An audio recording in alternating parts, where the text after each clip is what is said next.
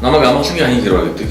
Би 2007 оноос эхлээд гольф спортыг сонирхож хобби маягаар хөгжүүлж одоо хичээлж эхэлсэн.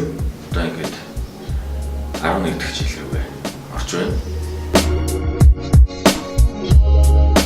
2007 онд манай эхнэр гэр бүлийн хүмүүс маань Итали сургууль сурч байхдаа спортын төрлөөр одоо хичээл авахдаа гольф спортыг сонгож авч ирсэн юм лээ. Ер нь бол анх яг сонирхож эхлэх болсон шалтгаан маань бол гэр бүлийн хүмүүс маань үүдэлтэй. Бас нэг том шалтгаан бол би хожи анд явах их дуртай байсан.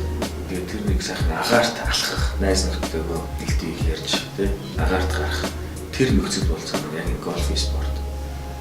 Наад одоо тэр алхах, ууланд алхах тий тэр зүйл маань гольф спорт гэдэг.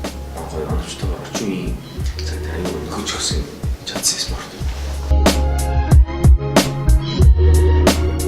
Үбэлгөө одоо энэ гольфын талбай дээр одоо ингээл та бүхэн цогоор харж байгаа тий.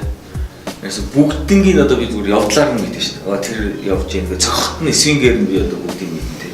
Хөдөлгөөнөөр нөгөө тэр цуг гарч ингээл бүгдийг энэ гольф бол ерөөсөө дотор нэг бүлэг болж ингэж хуваагддаг спорт бол биш гэж боддог.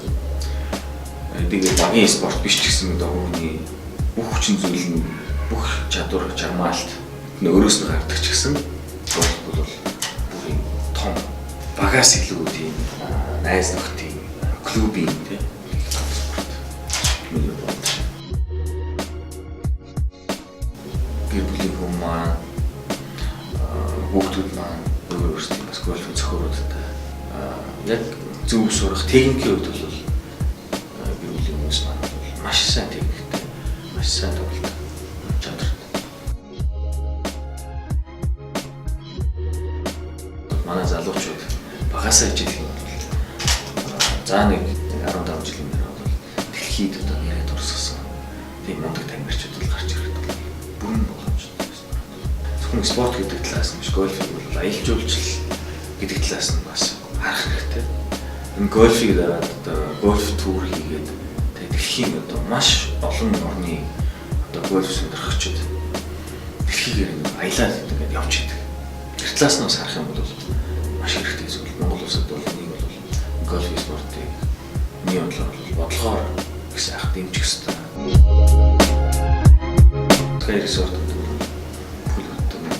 гольф гэж харж болох тий. Одоо энэ гоё цааны бааз байна. Тэгээд энэ гоё гольфын талбай. Одоо энэ утгагүй сүлжээний талбай нэг гэж байна. Яг бүр юм resort гэдэг утгаар нь хийж байгаа энэ их нэр хөдөлмөрчүүд бол Монгол улсын төлөө хийж байгаа. Одоо бүтээн төрөмөр болж юу гэдэг бас та бүхэнд хэлэхэд таатай байна. Баярлалаа.